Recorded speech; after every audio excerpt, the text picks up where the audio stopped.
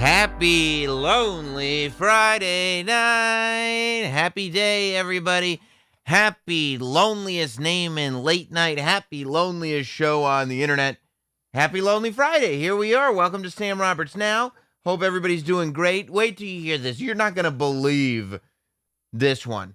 So, I'm riding solo tonight, and wait till you hear of all the excuses. Here's what Hot Dog tells me. Hot Dog is usually on the screen behind me. He's the official mascot of all things Not Sam. And he goes like this: Sam, I can't do the show. I go, why? He goes, well, this morning I had heart surgery. I'm like, come on. He's like, yeah, they had to put a needle up my taint area and bring it all the way up to my heart and check out something that's going to stop me from having a heart attack later in life. And I'm like, look, maybe this is a generational thing. Maybe this is something that, you know, Gen Zers and all these little millennials just aren't prepared for. But I feel like, man, in my day, heart surgery or no heart surgery, I'd be at work, okay? Oh, heart surgery. That was this morning, all right? He survived. I spoke to him after. He sounded fine to me. I mean, you know, a little out of it, having experienced something, you know, with all the poking and prodding in his groin. He was kind of complaining about it a lot. But regardless, I'm saying breathing, alive, able to communicate. And I feel like, while I don't have any exact experience to compare it to, back in my day, we would have done what we had to do to make sure we get to work. That's just another reason why this country's falling apart. It's right in front of our faces. These kids can't even go to work 6 hours after heart surgery. It's ridiculous. I don't know why anybody expects us to win anymore. However, I felt like beyond my problems, today was a day for winners. Don't forget to hit like and everything and subscribe and leave a super chat. All super chats get read here on Sam Roberts Now because it was, regardless of Hot Dog's heart surgery, and he is doing well, it was a good day for giant female pop stars. If you are a lady pop icon, then today was the day to be it. I mean, I don't know where to begin. A Beyonce single comes out, and I read, they tell me in the headline, first single in over a year. That doesn't seem like that big of an accomplishment to me. I feel like once an album has cycled through, you've finished releasing singles, then you spend about a year working on another album. It doesn't seem, but regardless, big day, a Beyonce single comes out. Taylor Swift re-released another album, Red. The Taylor version comes out, you know, because she couldn't buy her masters back. So she said, screw it. I'm going to cover all my own stuff and tell all the little tay-tays to go and buy my reduxes of them. And that's what they're doing. And so Red came out, and one of her songs is like 10 minutes long, and it's a giant cause for celebration. And I celebrate all of it. Anytime there's a reason to celebrate, boom, let's celebrate. But the main reason to celebrate, it's not, you can listen to your Beyonce single and your Taylor covers Taylor album as you're celebrating the big news. Britney Spears is free. We did it, guys. And there'll be other people that will tell you that they did it, or it'll be lawyers, or it'll be judges. But no, We did it. The fans. We freed Britney. Britney is free. Her conservatorship has ended. As of today, I mean, this conservatorship, I feel like, probably Britney's dad, Jamie, couldn't have been thrilled once the conservatorship became a big part of the news. When it became a big talking point, when it would come up at social gatherings. What about this Britney Spears conservatorship? He's probably like, I really don't want to talk about it. Because look, you got Britney Spears over here. And I think the idea of a conservatorship is when somebody can't take care of themselves anymore. The idea of a conservatorship is somebody is so far gone that they can't be trusted to make decisions for themselves.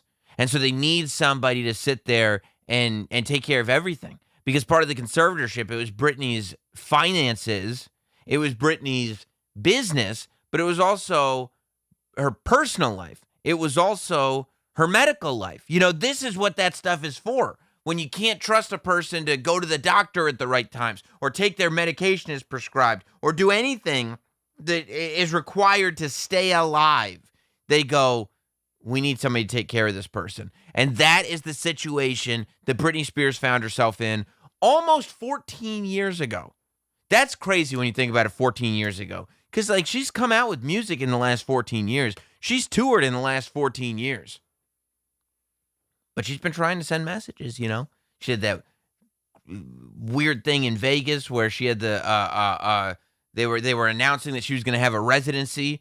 And instead of doing the big press conference and the concert, she just shows up on stage and then walks right past everybody and leaves.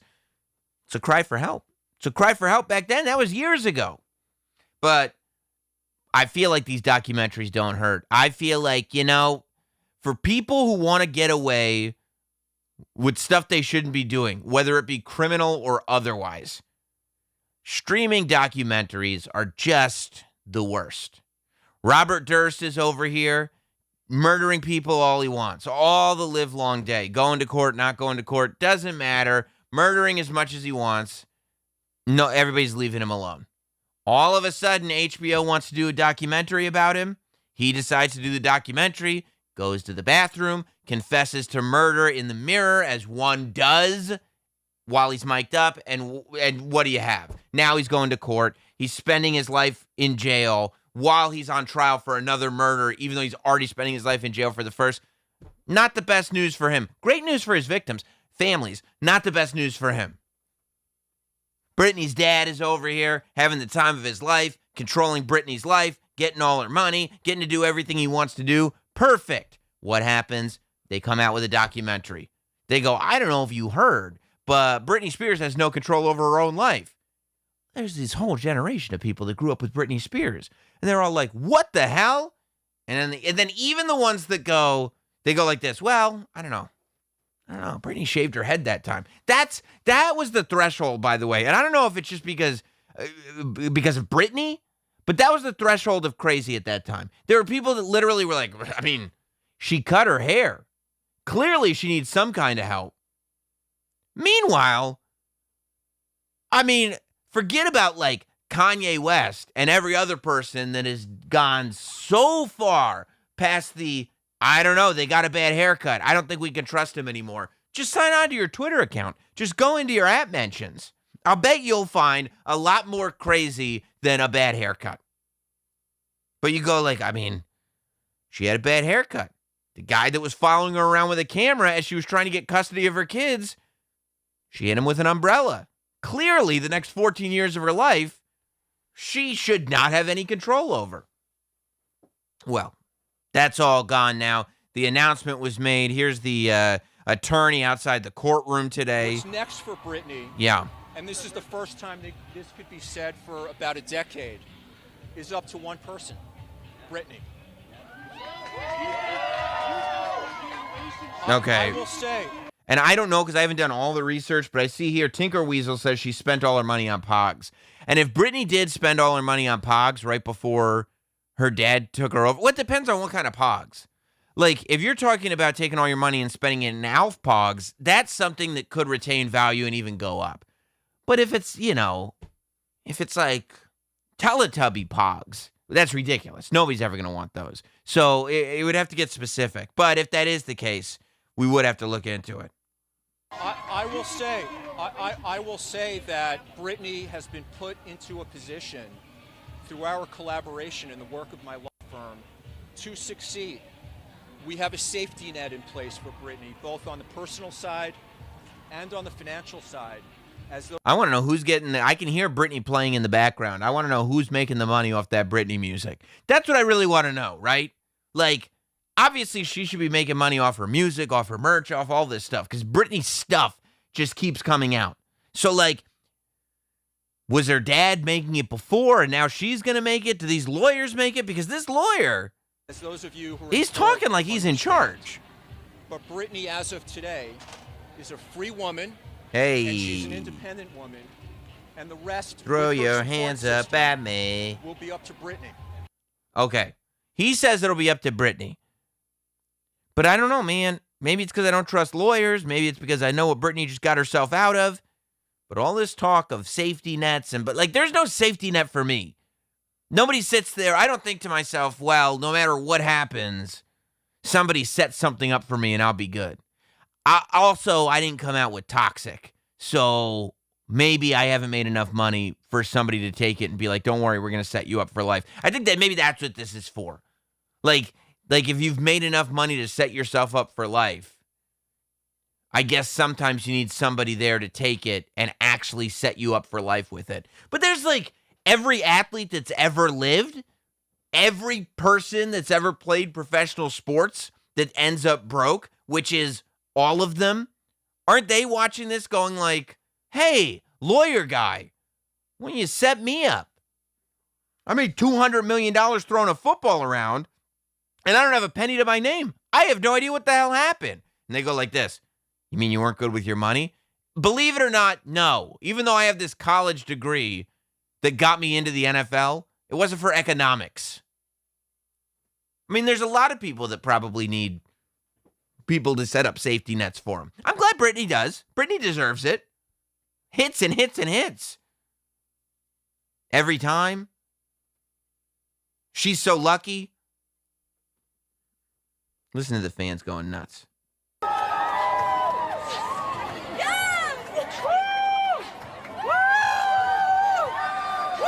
I don't know why they didn't put this trial on TV. Maybe it's something about the city that it's in or something, but I feel like if anyone should have their case on TV, it's this one. Everybody's so happy, very emotionally attached to this. They wanted Britney to win. This is a lot of pressure on poor Britney, though. This is a lot of pressure. I feel like if I were under conservatorship, I'd be fighting for my freedom too. But if there were hundreds of people also fighting for my freedom, I'd be like, look, guys, I got my freedom, but I don't know what you expect out of me now. I don't know if you expect me to do something great all of a sudden. I really just want to go home. I just want to make sure that what's mine is mine, but I don't have any big major plans. I hope nobody's expecting that. And it's also one of those things, like, if Britney does need help later on, do we have to, like, go like, oh, let's make sure that she isn't signing. What's she signing there? Let's make sure she isn't signing anything away there. I'm happy for her. I'm happy for Britney. Hopefully her Instagram stays exactly the same. I love the strangeness of it. I love the coded messaging that goes on there.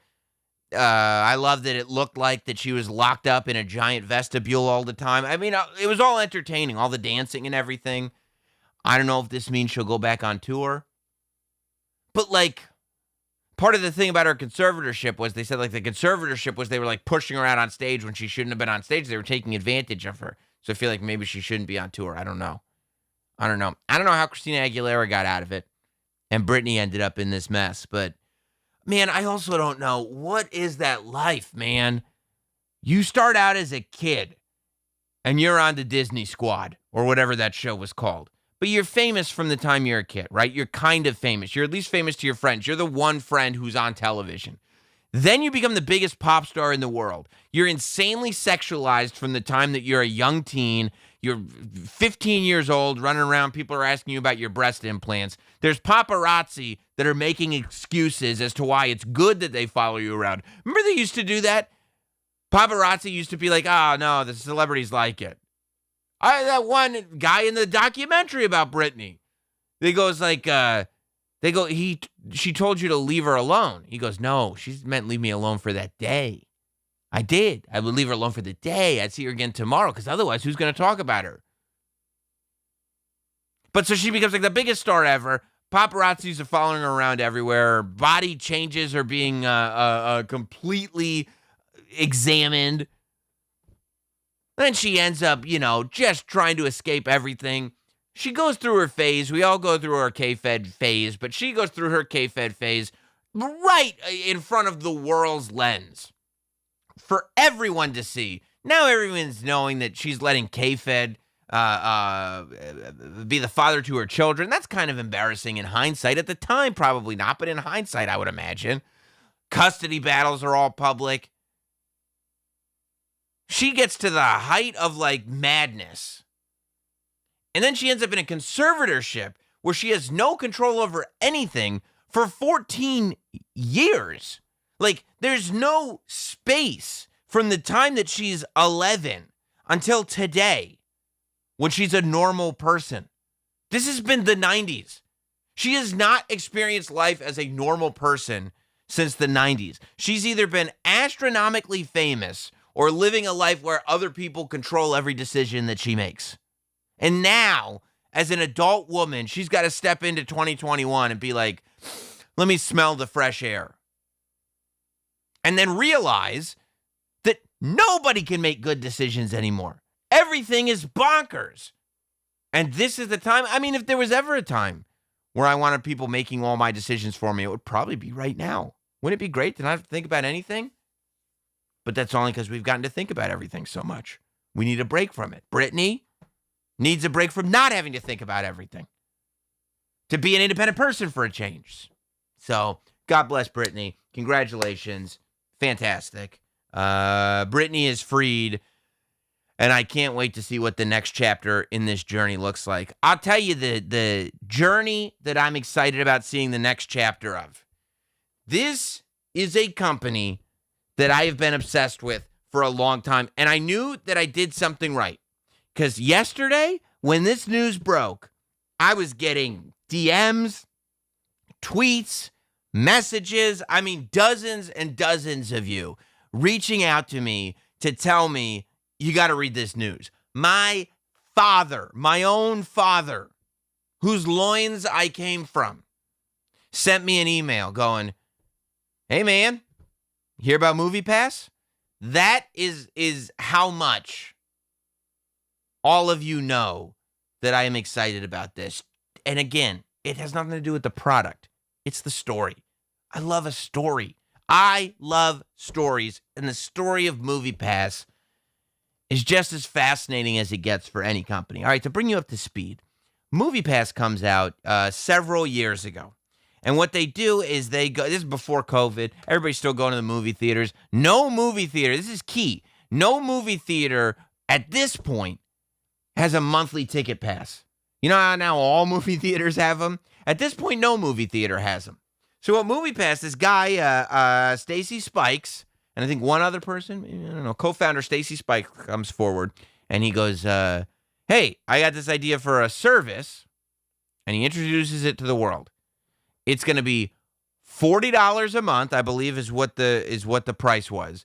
But for $40 a month, you can see unlimited movies. And the way it works is they buy the movie tickets. They send you a debit card. They use that debit card when they buy the movie tickets so that you do it through them on their site so that they're free to you. And then you go to the movie theater and you use their debit card to collect your tickets that you bought on their site. And then the ticket comes out of the machine. And you're not paying for anything on the debit card. You're paying your $40 a month, and that's it. Finalmente. So, at that point, let's say national average, movie tickets probably $12 at this point, national average. It's going to be more expensive here in New York and like in Los Angeles. But probably about 11. So like if you go to 4 or more movies a month, you're getting your money's worth. And beyond that, everything's free. So like if you're going to the movies every weekend and during the week, you're getting a ton of free movies out of it. But you have to do it every single time. And like, and that's the way they make their money. Because idealistically, yes, I'll sign up for this, and then I will go to the movies every weekend. But realistically, you won't go to the movies every weekend. But you're not going to cancel your subscription unless you're not going to the movies at all. So I think that's where the profit comes in. But it really is only for the hardcore of hardcore movie fans. They get about 20,000 subscribers, which is not really what they're looking for. They're looking for a much bigger thing. So this other company comes in, this bigger company comes in, and they go, we will buy your company and we'll figure out how to get the subscribers in. So they buy the company and they go, new rules. You cannot go to unlimited movies. You can only go to one movie a day, which still feels unbelievable. Because really, like if you're going to multiple movies in a single day and you're buying more than one ticket, like, what are you, a dork? You go to the movie theater. If you're going to multiple movies in a single day, you stay in the movie theater and you just sneak into the next theater. Like, what kind of geek leaves the movie theater and goes, I'd like to buy a second ticket? What? A second ticket? The theater employees would probably look at you like, what kind of dork? Just sneak in. But that's the rule. They go, only one movie per day. And then they go, however, $10 a month. Yeah, we go, wait, what? They go, one movie a day, $10 a month. And you go, well, one movie ticket is going to cost $11 or more, right? Most places, significantly more. So if you go to one movie in the 30 days, you've already made your money back. And you go to this company and you go, what is the business plan here? How is MoviePass going to operate at $10 a month for a movie every day as long as you want to go?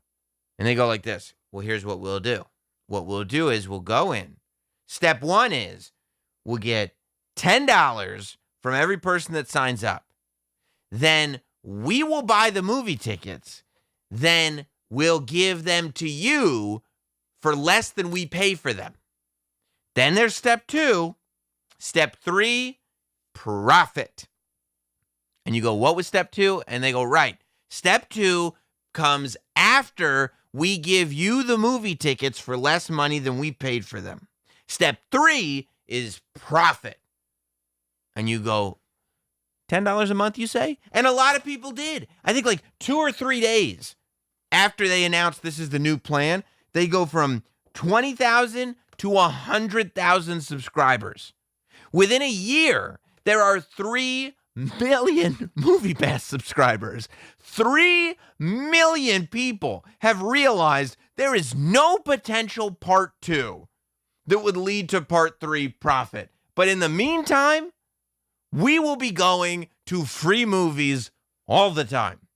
All the free movies for us, it's going to be grand.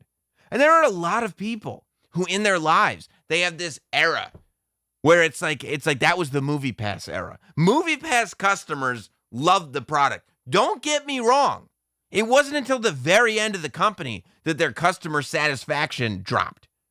I mean, the idea that you are getting so astronomically more than you're paying for is only going to lead to an incredibly happy customer base. And I don't know what this company thought. I think that realistically they thought, well, there'll be some people that don't go to see any movies. Because literally you would have to see 0 movies for them to make their money back.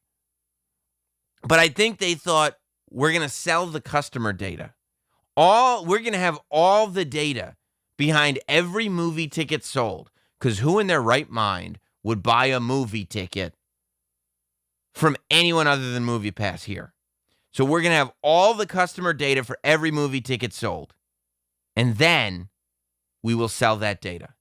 I think that they also thought, here's what we'll do. We'll get all the customers loyal to us, and then we will go to these movie theater chains, and we will go, fuck you, pay me.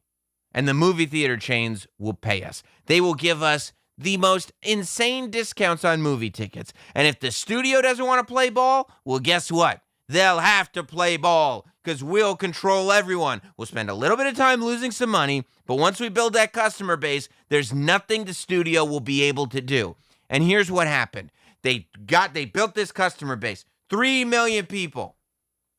And they went to AMC and they go, AMC, we're going to need to get a nice fat discount on those movie tickets, or else no MoviePass for you. And then AMC goes, or we'll start our own subscription plan and no MoviePass for us. And then MoviePass went, what's that? And AMC's like, yeah, I mean, it's a lot of AMCs. So the idea that there would be no customers for us, what if we just don't allow AMC tickets to be sold on MoviePass? And MoviePass went, what's that? We'll go to the other theaters.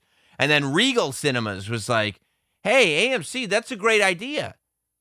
What if we start our own subscription service? Because realistically, people tend to go to the same movie theaters over and over and over again. You go to your local movie theater. So, I mean, what do you need something to go to multiple movie theaters for? We'll start our own thing and we won't take MoviePass. And MoviePass went like this, humana. Alamo Drafthouse, and Alamo was like, well, what if we started our own monthly plan? And they went, and they realized that what MoviePass then realized what every customer of MoviePass was already aware of. That this is a fool's errand. And as MoviePass came to a close, I mean, the final days of MoviePass, and we talked about it a bunch here on Sam Roberts Now, but the final days of MoviePass are just as hilarious as any company can have a final days. I mean, they were sitting there like not offering most movies. The times that they offered, it'd be like for $10 a month, you get, it was a worse selection than an airplane movie selection. You know, when you like cycle through the menus, they would have like 3 movies available per weekend, all with like one screening. Like you could see a cartoon at 3:00 in the afternoon if you had MoviePass, and that was literally it. They were just trying to offer nothing appealing so that they just please don't get the movie tickets, because that was what their problem became. They said, we're fine collecting your money. The problem is that we're having a major issue turning a profit when you use our service. So what they were really banking on was people would keep their subscriptions and not use their service because their service was next to worthless. Now, when people realized their service was next to worthless, they were like, I'm going to unsubscribe. And then MoviePass would go like, okay, cool, you're not subscribed anymore. And then a week later, a bill would come. And they'd go, why do I have a bill from MoviePass? And they'd go, because we left you subscribed. We were lying. You're still subscribed. And you can't unsubscribe. They were just trying to not let people unsubscribe so that way they could keep getting their $10, except not give them any movies. And eventually, the whole thing went kaput. The whole thing went bankrupt. Now, today, it's announced that Stacy Spikes, who, by the way, got fired from MoviePass. This is the founder. He got fired when the company came in and said, we want to offer MoviePass for $10 a month and limit it to 1 movie per day. This guy that founded the company goes, yeah, that's not going to work at all. That's actually a terrible idea. We're going to make no money. And then MoviePass goes, correction, you're going to make no money because you are fired. And they let him go. He was gone from MoviePass, the company that he created. Yesterday, Stacy Spikes showed up to bankruptcy court, and he was able to buy MoviePass out of bankruptcy. He bought the assets, and the only quote is that they are exploring the possibility of a relaunch. And I'm sitting there I mean, at this point, I feel like I would become a MoviePass subscriber just for the irony alone. Just to say, yeah, I got my tickets through MoviePass. People be like, what are you doing? What? Huh? What, do you still have a MySpace page? And I go, yep, I got a MySpace page, and now I can have a MoviePass subscription again.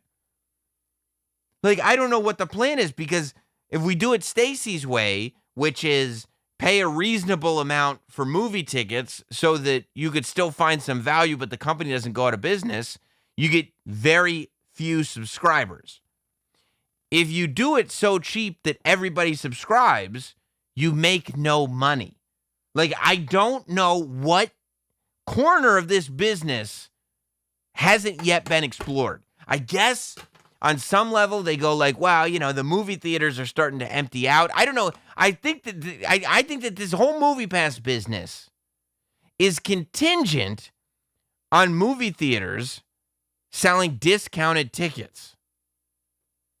But if movie theaters are going to sell discounted tickets to MoviePass, I still am not sure that we need a middleman. Instead of the movie theaters just announcing tickets are only going to be $7. Like, if you can go to a $7 production movie for $7, I'm not 100% sure where the third party comes in. Why do I have to pay monthly for this? If I can, like, what if the theater just gives the discount to the customers? Because this business doesn't work unless they're either selling information for a lot of money, which all of our information, Zuckerberg already sold it. So it's like, what are they going to go to? Who are they going to go to? Hey, good news, everybody. We found out what movies people are going to. Oh, yeah, because nobody ever updates their Facebook status with what movie they just went to see. No, actually, Zuck's already sold us all that information, so you're going to have to come to us with something else. Oh, boy. No, that's literally all we had. We have the first and last names, if that helps. No. No, we got that on Facebook, too. Okay. All right, so selling information is out.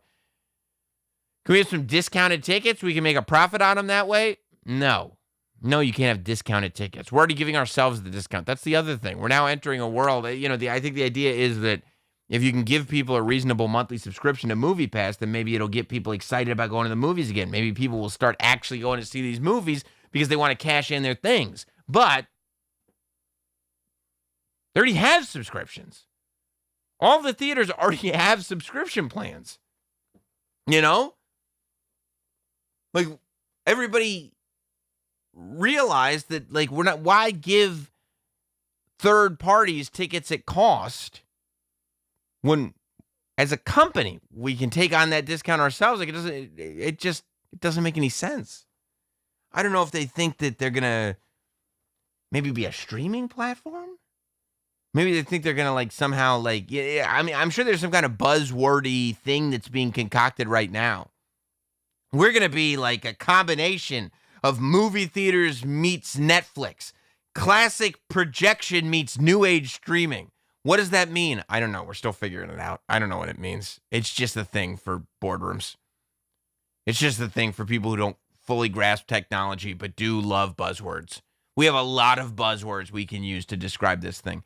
I don't know how it's going to go. I'm excited to see. I'm excited that there's more chapters. This is like when a movie that you're really not done leaving the universe of comes out with a sequel. And you're like, oh my God. Now, you hope that the sequel's not going to be terrible, but this feels like one of those Scream type sequels. Like there's no like horrible Scream movies. And every time they announce they're going back to visit Scream, they're going back to visit the franchise, you go, okay, all right, it looks good. I'm happy about this. That's how I feel about MoviePass. This is not like the Home Alone remake where you're like, this looks like torturous. No. I actually support this. I want to get involved. I can't wait to see how it goes. I think it's going to be an absolute riot. I think it's going to be great.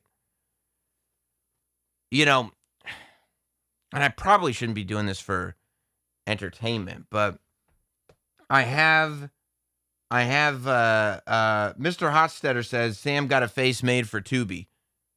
This is what MoviePass is, okay? It's like Netflix meets movie theaters meets Tubi. And by the way, my face is not for Tubi. My face is for Peacock, or as the kids call it, the cock. You can catch my face on the cock anytime you want, streaming all the time. What do you want to watch? Episodes of Talking Smack, episodes of The Ultimate Show. How about my own show, Notsam Wrestling? It's all on the cock. That's what my face is for. And, you know, Ricardo Rodriguez says, I like Tubi. What's not to like about Tubi? It's great. It's free. And it's got all kinds of weirdo B movies on it. It's fantastic, Tubi. It's great. Blackjack Thompson, this is a suggestion. He says $0 a month for pirate streaming and you don't get stabbed. Yeah, that's true. That's true. I mean, you don't have a guarantee of great quality picture, but all right, so this Rittenhouse trial. Look, I'm going to tell you, somebody says fake crying cringe. Incoming, I saw that preview of Kyle. Yeah, look, this is why we were talking earlier in the show about Britney Spears and why aren't there cameras inside, or why weren't there cameras inside the Britney Spears conservatorship trial? And I think that maybe the reason for that is because of how insane this Kyle Rittenhouse trial has become. Just the absurdity of everything that's going on. Nobody's thinking about whether or not crimes were committed anymore. Nobody's thinking about the families that have lost loved ones.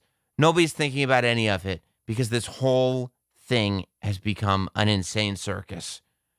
You know, I always wondered when I was a kid, you know, I was watching OJ. I was watching the OJ trial. And my mom would walk around the house and she'd go, that OJ is guilty as sin.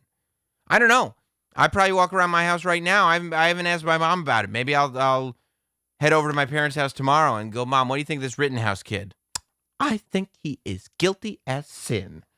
That's what she said that so much. I mean, 95. OJ is guilty as sin. But that thing became an absolute circus. But I wondered to myself, like, why wouldn't they put OJ on the stand?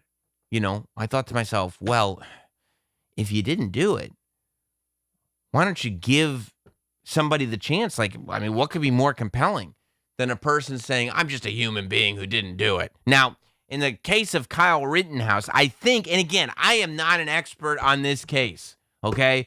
I have seen the wacky shit that has happened in this courtroom, but I am no expert on this case. My understanding is that, and I remember when it happened, obviously, during the protests in Kenosha, this young man rolls across state lines carrying a firearm. All these backyard saviors, these fucking grown-ass hall monitors, these people who trade in their hall monitor sashes for firearms, these neighborhood watch detectives, all of them are assholes. Like, that whole attitude, that whole mystique about you, I mean, it's so Paul Blart. I always wanted to be a cop, but couldn't get it done. Do you know why we respect cops so much? Because they're actually doing what you want to do. What is the difference between the stolen valor jerks that walk around with fake military uniforms and fake little badges and stuff on them because they so desperately want to be the heroes that actually are real soldiers? What's the difference between that and the dillweeds that walk around like they're there to protect and serve, even though they are not police officers, have no police officer training, but just think that they were put here on this planet to make a difference? Well, I'm gonna show up there with a firearm to make sure that people who can't protect themselves are protected. We got cops for that. Okay? We're good. So already, like, just the fact that he showed up there with that attitude is annoying. Is bothersome to me. Like, what are you going to do? What do you think's going to happen? Here's exactly what's going to happen. People are going to lose their lives. Probably for no reason. Because you thought you were protecting. So clearly what happened, I mean, why do they call it the loaded gun rule? In a movie, you show up with a loaded gun in Act 1, and by Act 3, that bad boy's getting fired, okay? He shows up to the protest with a gun. He ends up shooting 3 people. 2 of them end up dead. Now he's on trial for murder. He's claiming self-defense. So there we go. Like, and good. There should be a trial determining whether someone is a murderer or acted in self-defense. That's fine. Doesn't change the fact that he's a jerk-off for showing up there with a gun because he wanted to. But I think the punishment for murder and being a jerk-off are 2 separate things. And if I'm a juror, I'm trying to be impartial. That's what I'm trying to figure out. And I would ask the judge, could I mention this when we announce the verdict? That regardless of verdict, we do feel this way about him. So I go, if somebody's innocent, why not put him on the stand? Well, here's why. This is what happens when we put young Kyle Rittenhouse on the stand to explain that, you know, again, this is the voice of the hero that showed up to the protest with the gun to protect people. Once I take that step back, I look over my shoulder and Mr. Rosenbaum was now running from my right side. And I was cornered from in front of me with Mr. Zeminski. And there were... Okay. All right. There it was. Okay, so he feels the tears coming, right? Because he's really starting to figure out, like, holy shit, I could go to jail for murder on this. Like, regardless of he's like, the gravity of the situation hits him, right? And he feels it right up here. He feels those tears coming. And you can see as soon as he squints, he makes the decision, like, let's let these tears fly. Let's let them go. He feels it. Boom, there it was. There were 3 people right there. He's letting him go. Take a deep breath, Kyle.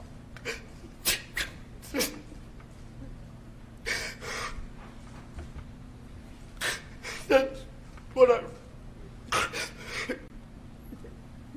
There really is a fine line between, like, oh man, there's something going on with this guy, and Jesus Christ, what the hell is going on with this guy?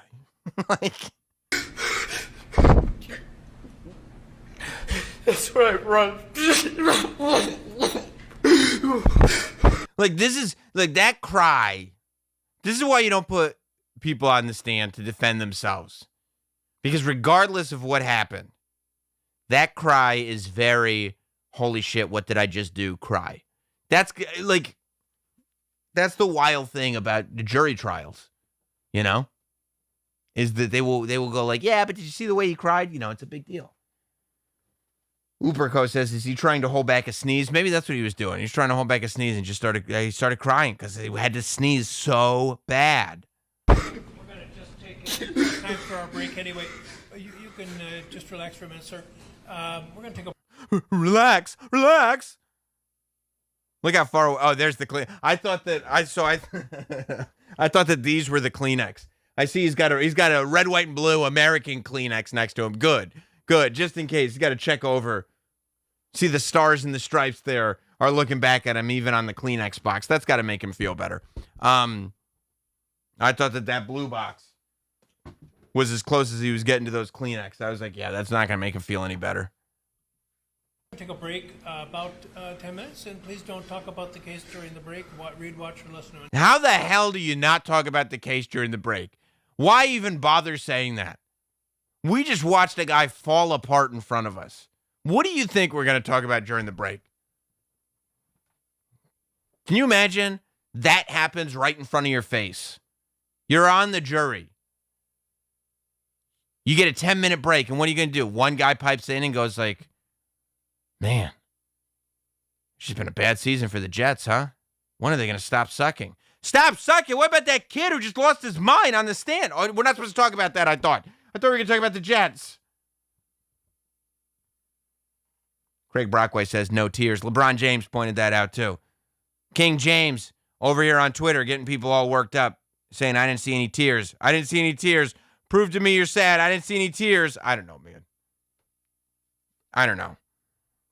But to me, the celebrity of this case is the judge.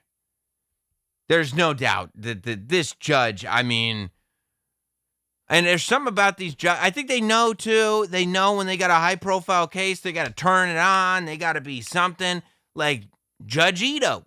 Judge Ito became a household name. He wrote a book. For a period of time, Judge Ito was the man. Judge Wapner. Everybody loved Judge Wapner. Who is the highest paid person in TV? Judge Judy. Yes, Judge Judy. I have no idea what... Judge Schroeder. Rick Schroeder from Silver Spoons is the judge in this case. Judge Schroeder. Judge Schroeder's putting on a show for all of us.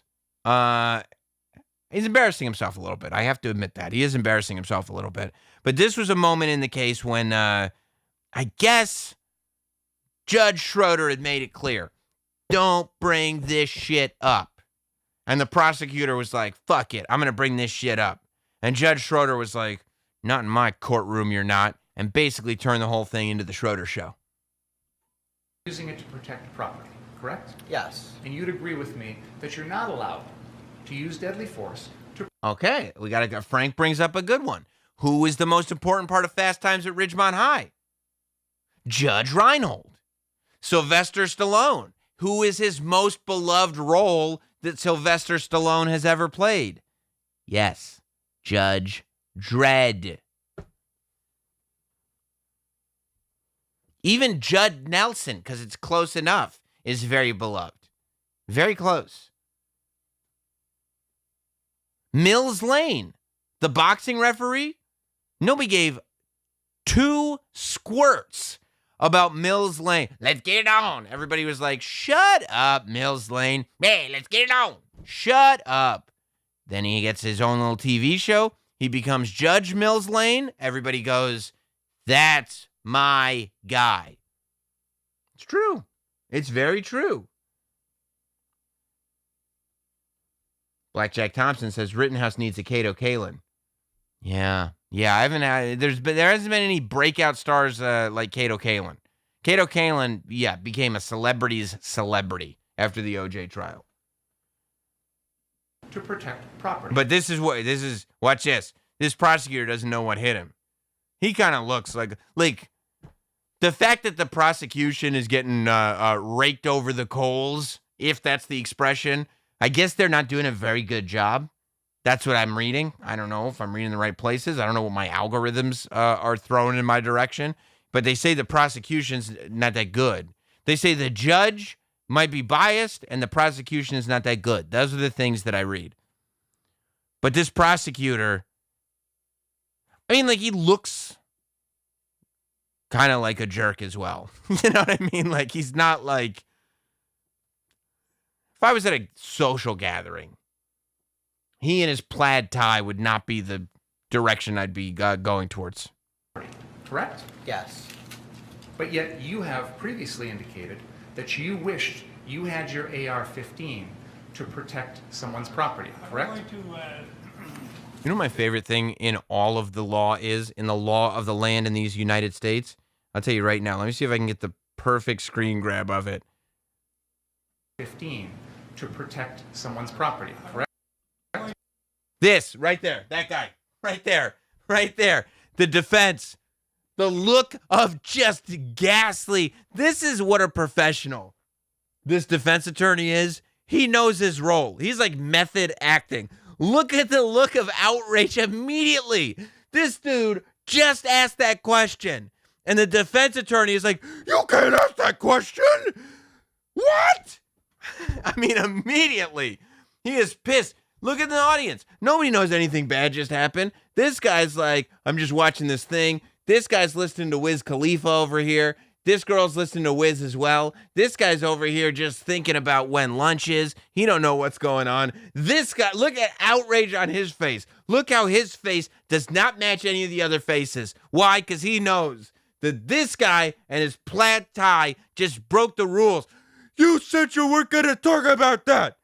You're not supposed to talk about that. Yeah, well, I just talked about it. Well, let me tell you something. The judge, we can't see his face, but he knows. He said, don't worry. Don't you worry. He patted him on the head like this. Don't you worry your pretty little head. You're right. He's not supposed to be talking about that. And he gave him what? He gave this prosecutor what for? Kyle Rittenhouse is over there looking at him like, you guys want me to cry again? I can cry again. Like that. Moment's notice. I can do that every day if you want me. No, Kyle, we're fine. We'll take care of this. He's like, I can cry. He's almost smiling because he knows. I mean, it does have to feel good, you know, when you're on trial, whether you're guilty or not, you don't want to get found guilty. And so, like, you know, seeing the prosecutor get yelled at by the judge, that's got to be kind of awesome. If you're on the stand, that's got to feel good. I'm going to ask you to go into the library again for a moment, please. Please don't talk about the case. Oh, definitely not. Definitely not. They're totally not going to talk about the case. You see how pissed the defense got? No, they're not going to talk about that. Hey, so these Jets, stop bringing up the Jets. Crazy shit's going on in that other room. I know, but I thought we weren't supposed to talk about it. Oh, the judge's pissed. He's waiting for the jury to leave. He's waiting for the jury to leave just so he can tell this lawyer what he really thinks of him. The lawyer's like, look, I was just trying to give some evidence for his motive. The judge is like, I was just trying to wait for you to shut the hell up. Mr. Richards? Oh, boy, here we go. Here we go. He's either forgetting the court's rulings or attempting to provoke a mistrial in this matter. Look at this guy. He knows he can't go into this. He knows. He's asking the questions. I asked the court to strongly admonish him, and the next... Strongly admonish him. Your Honor, you know what that means? You know what the phrase, I asked the court to strongly admonish him. That's a grown-ass man saying, Judge, will you please yell at him? Judge, will you please wag your finger at him and say, bat? Judge, I ask that you roll up your newspaper and bat him on the nose and say, the next time, no dinner. The next time it happens, I'll be asking for a mistrial with prejudice. He's an And the defense now has that energy of like, I know the judge is on my side and I know I'm right. So I'm going to lay it on nice and thick. He is slathering it on. He's like this, like he's really sitting there acting like, look, if we're going to let this slide, I don't even think this is America anymore. And the judge with his American tissue box is like, you're making a great point right now. You make a terrific point. And then this guy in his plaid tie, he's looking through his papers.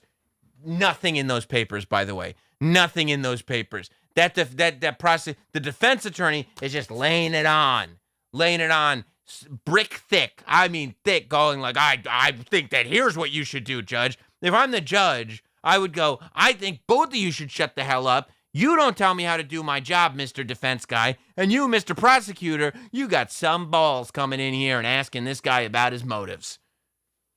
Prosecutor's over there going through his papers like, I know there's something in here somewhere. There's nothing in there.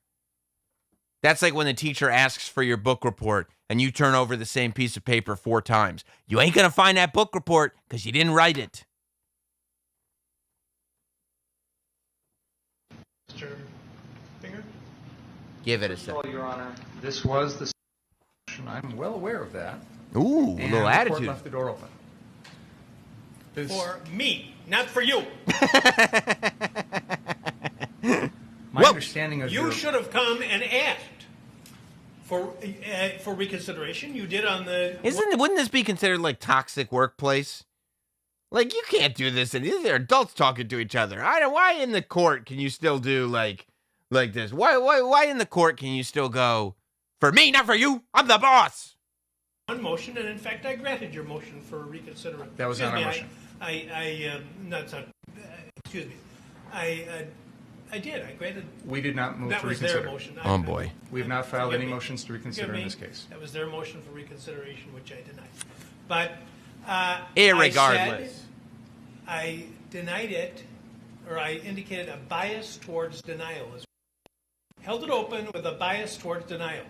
Why would you think that made it okay for you without any advance notice? Man, I don't care if he's a judge or not. If I'm a grown-ass man that went through law school, I don't need some other grown-ass man looking at me like I'm a total idiot. That's what that face says. I don't know why you would think that. Why do you think it'd be okay? Like, the judges say you are a total moron. I'm not going to put up with that by some guy in a robe. Notice to bring this matter before the jury. I was astonished when you began your examination by commenting on the defendant's post-arrest silence. That's basic law. Getting revved up. Basic law in this country for 40 years, 50 years. I have no idea why you would do something like that. And outrageous. Outrageous. Oh, yeah. I mean, you got to understand. They just showed the defense attorney for a second. His hand is under his desk. If you pick up what I'm putting down, he is in paradise right now. Leave it at that. So I don't know what you're up to. I don't know what you're up to. Tricks in the courtroom. We filed another X motion on this exact issue because, in my mind, and I argued this guy better quit while he's ahead. Identical to what was going on the night of August 25th, in the sense that the defendant was using this exact same weapon. He was using it in a manner. All right, look, I can't listen to these guys argue all day because this is, to me, the single best thing that's ever come out of this whole trial so far.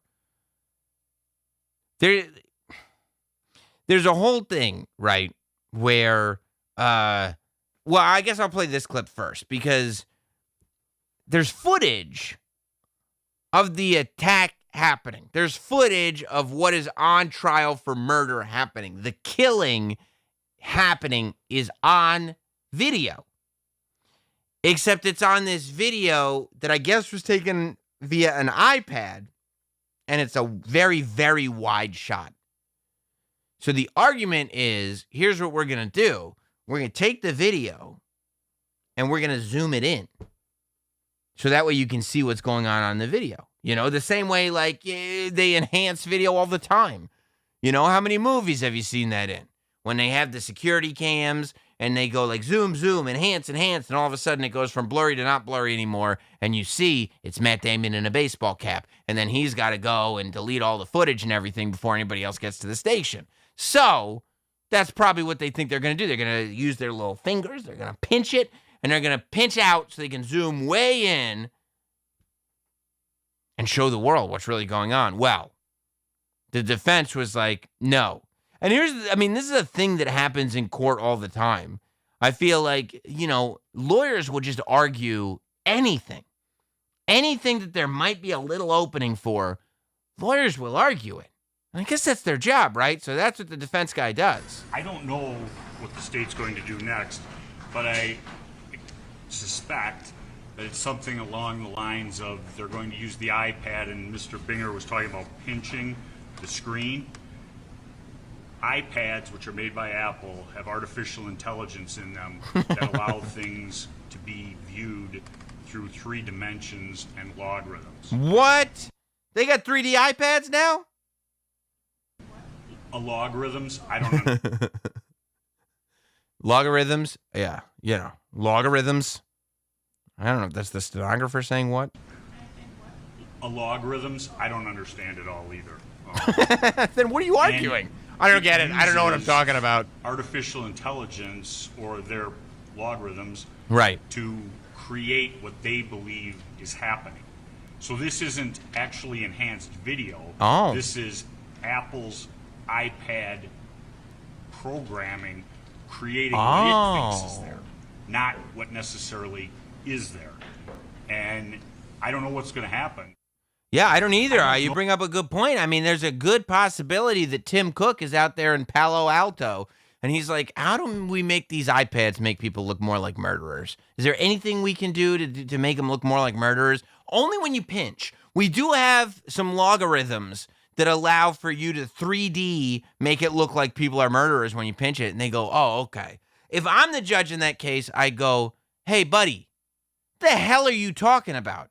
And the guy's like, logarithms, I don't understand. And he's like, okay, well, if you don't know what the hell you're talking about, and I don't know what the hell you're talking about, maybe there's a chance here that you're not talking about anything at all. So I'm going to go ahead and ignore everything that you just said. And I'm going to consider everybody here dumber for hearing it. But that's not what the judge said. The judge said, you bring up a great point. The judge goes, you bring up a great point. And he goes, we're going to watch this video in 20 minutes. And he tells the prosecution, if you could find an expert witness within the next 20 minutes to explain that there's no chicanery with the zoom in function on this iPad, I'll allow it. If not, we're going to watch a zoomed out version. And so, no, in 20 minutes, the prosecution did not find a proper expert witness that could testify to the chicanery of the zoom-in function of iPad video. So the judge said, we won't be zooming in today. Then, this is the greatest thing ever. This is a judge. This is one of the most esteemed positions in all of our great United States of America. This old man, who somebody did in the chat, pointed out, sounded like he was shaking his fist and telling the prosecutor to get off his lawn a minute ago. This is him justifying what he had earlier stated about not allowing the zoom-in function because of iPads, important. It was specifically said, which is made by Apple, Apple's artificial intelligence. This is the judge explaining why he was right to ask for an expert witness to come in, because it is the prosecution's burden of proof to prove there's no weirdness going on. When I get messages from some of my friends, my few remaining friends, they come as texts. By the way, already, it's so weird to me when it's like this is a murder trial.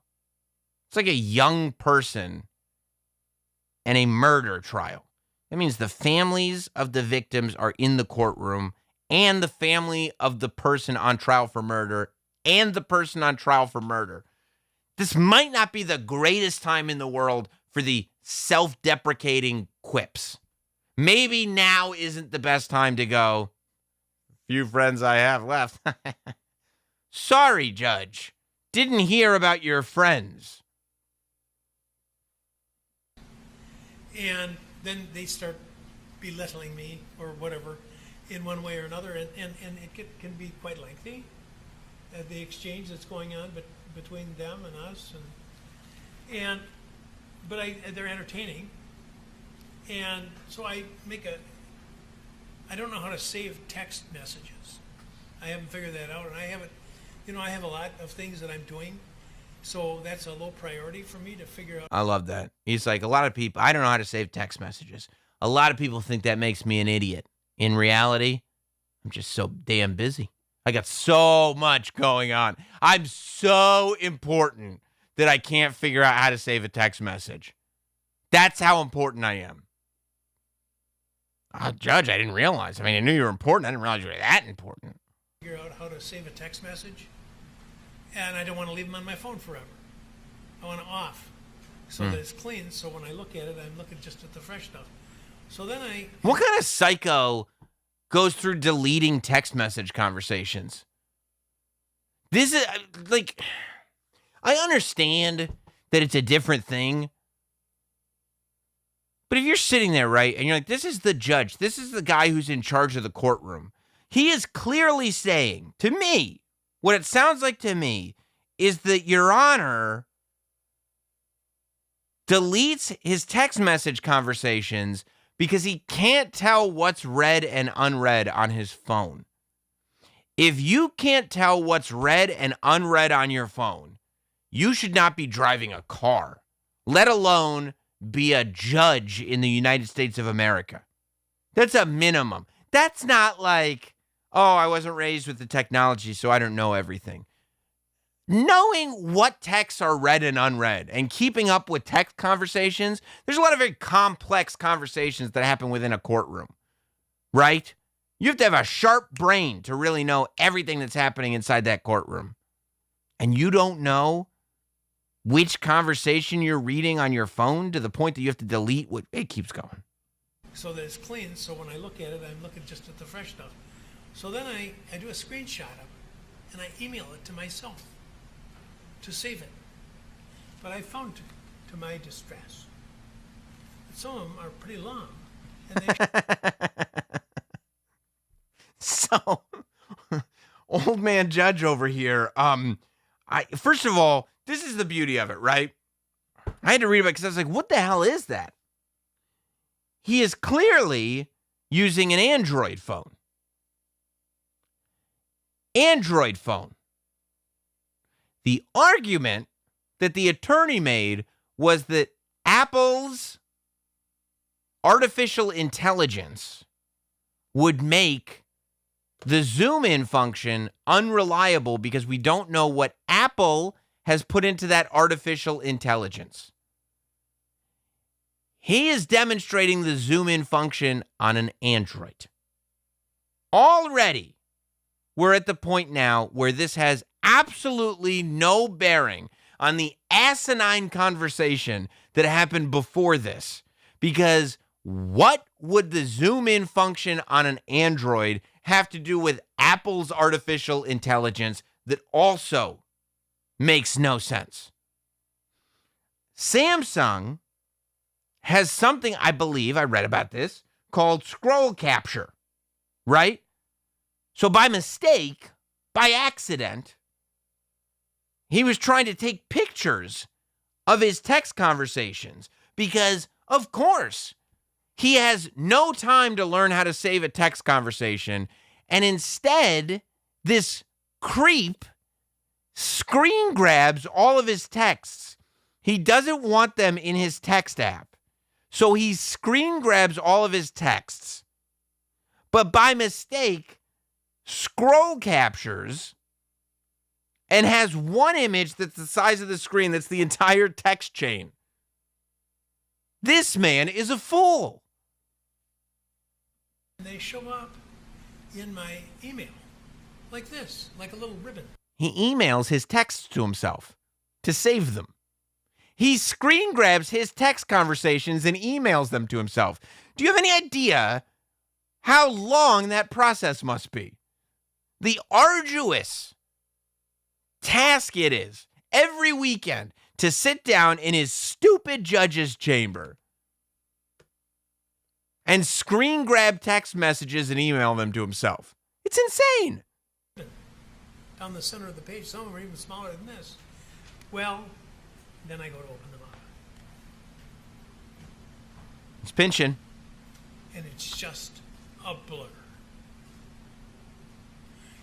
Okay. He's showing that he zooms in so he can see, because he sees the long text scroll. And then he zooms in so he can see the individual text like a normal person would. And he's saying now it's very pixelated. He says blurry. I think he means pixelated. You were talking the other day, one of you two, about it's just like a cell phone where you can expand a picture and make it bigger. Well, it's not making it any bigger. It's making it bigger, but it's nothing but a blur. That was my concern that I wanted to ask Mr. Arnold. It's making it a blur.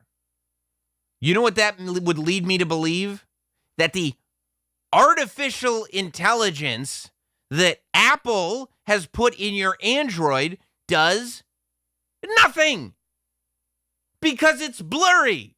Because it's pixelated. Because you zoom in and all that's happened is that it's zoomed in.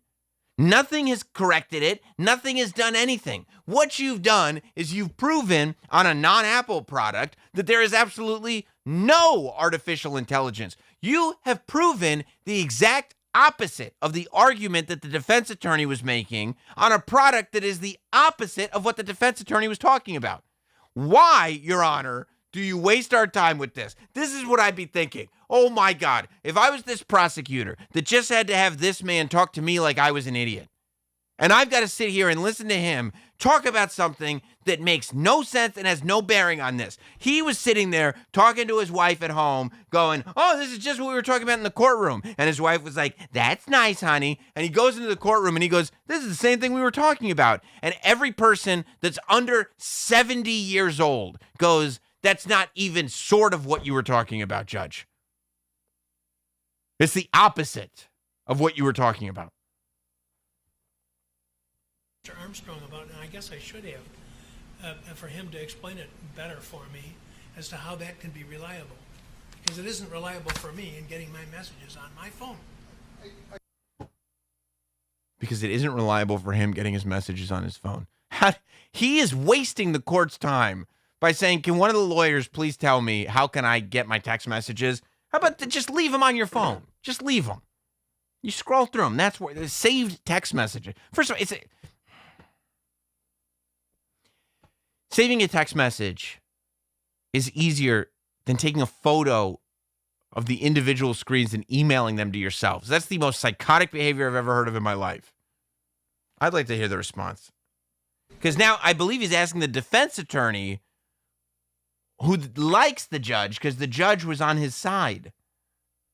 Now maybe if I reset it to a site, I could explode it again and he's like, okay. He said, maybe if I reset it. And he realized that when he said the word reset, for a second, I believe that he was proud of himself because he goes, reset. That's a computer word. But as soon as he thought that, he realized he was in way over his head. How can you be a judge and not know how to use your phone? I don't need you to know how to, program. I don't even need you to know how to work Facebook. Facebook's gotten very, very complicated. It's tough. If you don't know the ins and outs of Twitter, that's fine. But if you cannot use your phone to communicate, if I am the president, I guess the president wouldn't have control of judges. That would be kind of like a monarchy.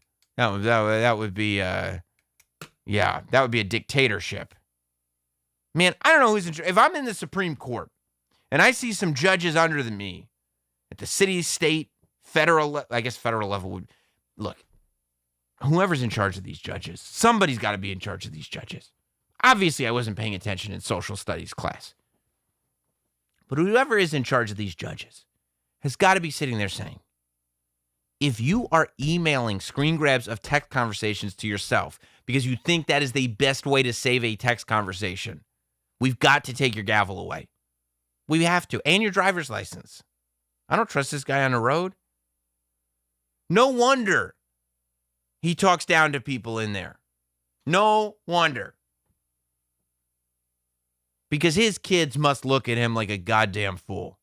You know, there was a time in my own father's life when he was pretty high up person at companies that he worked for. You know what I mean? He had people under him. He was a boss. He would boss people around. He would tell people what to do. And then when me and my brother and my sister were growing up, he would tell us what to do and we would have to listen. We grew up old school. Wait till your father gets home. And when he laid down the law, we listened. Now he's at a stage in his life when he calls on FaceTime audio by mistake because he doesn't know the difference between phone and FaceTime audio. Okay? That's where he's at. And you know what? I'm sure it's embarrassing for him because he remembers when he was the dude. I can only imagine having to deal with the duality of it. At least in my dad's case, he's like, you know what? This is a sign. I'm not the dude anymore. Maybe I can just chill out a little bit. This judge still wants people to think that he is the guy, but also sends pictures of his text messages to himself for his records. Actually, I don't think you said that in the text. Let me go through my emails and find it. No, you go through your text, you mean? No. My emails. I send them as attachments to myself.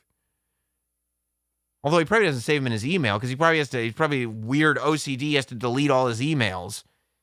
So I'm sure he just downloads them and puts them on a thumb drive or something, but I doubt he knows how to work a thumb drive. I don't know what the hell this guy's doing. Now maybe if I reset it to a site and I could explode it again or decrease its size again, and I don't know. But here you've got a picture, which I have to tell you, I think it's very blurry. I agree. And the picture is one of 5 or 6 pieces of evidence. So, it looks like it's the prosecution that he's talking to. He's like, hey, bro, looks blurry, so I was right, I guess, right? Just tell me I was right. The guy's like, what are you talking about? He's trying to be polite. He knows he's already in Dutch. The defense wants to focus on this picture, but the picture is only one. We have 3 videos, one unedited, completely untouched drone video, which I think is where you see it clearest. And then we have one that is zoomed in, and we have one that is slowed down. I believe the clearest shot is actually the original drone video. So we can present that evidence, and they can rebut it. I think you're taking the picture wrong on your phone. I'm not tech support. Pardon me? I think you're taking the picture wrong on your phone. Oh, he's got him. I think you might be taking the picture. You might be. Could it be that you're a fool? Is that it? I think so. You think I'm taking the picture wrong, huh? I don't think so. And then, of course, the judge knows how to work his phone enough to put on a sweet ringtone. To the extent that if there's no Take that guy's phone away. God damn it. The judge of a court. He doesn't know how to save his text messages, and he doesn't know how to get through a court case without Lee Greenwood playing. It's insane. What a time we're living through. Just a total and complete circus going on right in front of our faces. Well, I'm glad you were here with me through this circus. All Super Chats get read. If you've been enjoying tonight's show, please feel free to hit us with a like. I see a bunch of you haven't hit that like button yet, so hit that like button. I understand that Hot Dog is faking heart surgery, so he's not here to remind you to hit that like button, so I'll do it. Hit the like button. Oh, you could hit the dislike button, but nobody would ever know except me. I was going to talk about that tonight, but we got lost in all of our other topics. So much to cover, so much to do. Don't forget to subscribe to the channel. Yesterday, actually, just yesterday evening, we posted the newest episode of Sopranos Prima Volta, starring myself and Ian Fidance, talking about season 2, episodes 4 through 6. If our recording schedule stays up, next week it'll be 7 through 9, and then the week after, I think we'll close out season 2. So it's been a really fun show. There were some very hilarious moments of this last week's episode. So if you haven't seen any of them, there's now 3 episodes up. Definitely give those a watch over the weekend. Let's go to these Super Chats right now. If you want to get something said on the air, Super Chat it in right now. Let's go to Wrestling on the Rocks. Hot Dog's heart is just not in it. Obviously, you deserve better, Sam. I agree. I think that's a great point you make there, Marsh. John Fritch, get Big D, Mike Montone on, or maybe Uncle Dave. I don't know who this Uncle Dave character is. Ryan, at a lonely wedding, shout out Will and Emily. Congrats. Yes, shout out you two, crazy lovebirds. Dana Quigley, always appreciate you, Dana. Shout out to Sammy and the Tin Man himself. Hot Dog, get well soon, Doge. Hot Doge. Pinky Schultz, crazy right-wing judge, Whitey with crocodile tears, pics of him pointing an automatic weapon at a person with their hands up. Yikes, Kyle is innocent. Some of that had to be sarcastic because it contradicts itself. Not Sam Lehman, I miss MoviePass. I played them like a fiddle. It was awesome. That really is like the way that some people look back on it. It was like the one time that you one-upped the system. I think that's why people love MoviePass so much, is because just for a minute, the customer actually won. The customer got the deal.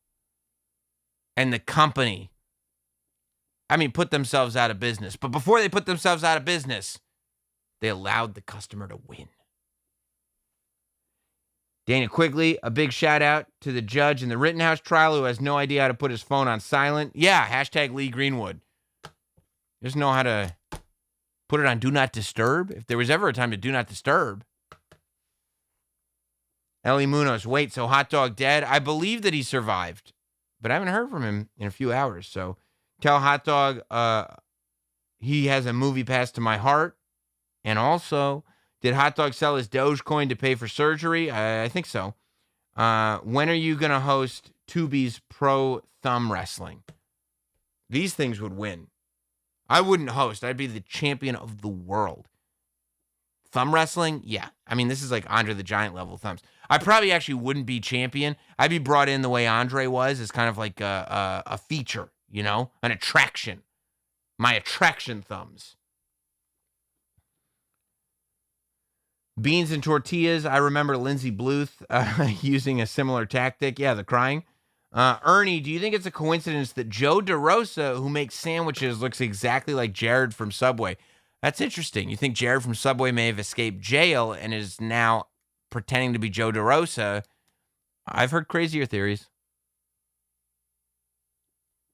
Dana Quigley, I was hoping the judge would throw out the prosecutor, and as he's leaving, the judge yells in his old man voice, "Get off my lawn." Yes, that's where I got that from.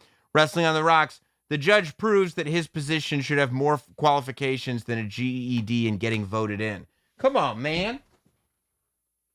Come on, man. Not Sam Lehman. The way the judge uses his phone is such a weird boomer habit. Though emailing himself screen grab text messages sounds like something Jim would tell you all that he did all weekend. Yeah, I could see Jim coming in on Monday and being like, no, I heard he was doing that, and I figured it'd be a good way to save things. So I've been emailing myself screen grabs and organizing them into folders. I could see it. Stratopaster, this judge has milk crates full of printed emails. He absolutely does. Rob Thompson, Judge Ito, where are you? Nice work tonight. I think Jordan 12s are in order tomorrow. Wait, too high. Yeah, no, I don't go to 12. I stop at 11. But I'll tell you what. 2 days ago, it was the Dunk restock. Donut, 0. Sorry. Nothing for you. This morning, it was the Off-White Jordan 2s. Not a heartbreaker because I'm not a fan of Jordan 2s, but still a hype shoe. Might as well give it a try, right? Well, you're going to fail, which is what I did. 0, nada, nothing. Sorry, next time. I guess it is what it is. Hey, if you're in the area, I believe Sunday night I'll be at the Alamo in Brooklyn with Greg Sestero doing a Q&A with him. So check that out. And if not, then I want you guys to know something. I'm going to cheers with you later. We'll see you next time.